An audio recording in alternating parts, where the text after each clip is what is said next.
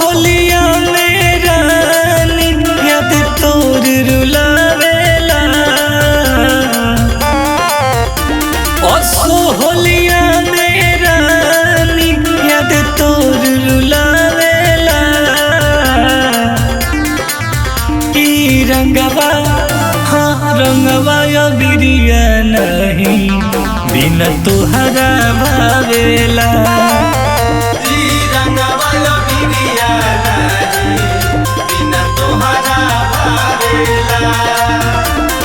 रंगमाया बिरिया नहीं बिना तुहरा भावेला। म्यूजिक बाय अखिलेश आकाशी।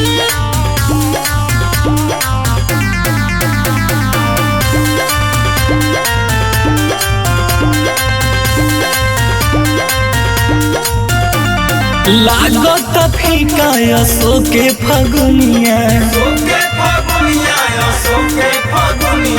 बन गईलू दोसरा के तू दुल्हनिया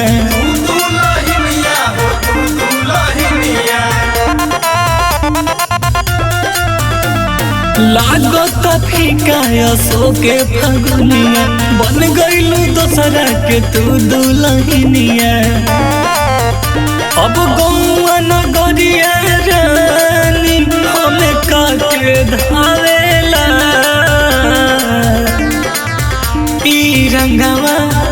ई रंगवा या बिरिया नहीं बिना तुहरा भावेला।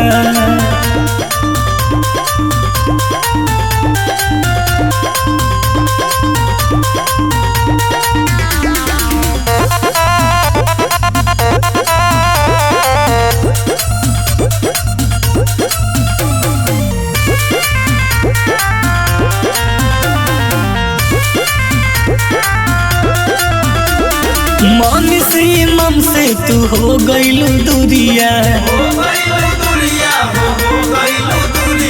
मन करे मर जाई खाके महुरिया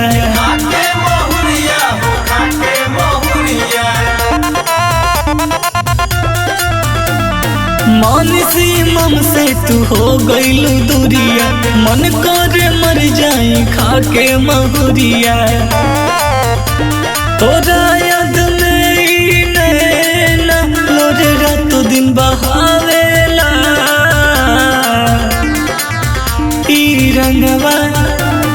रंगवा या बिरिया नहीं बिना तुहरा भावेला।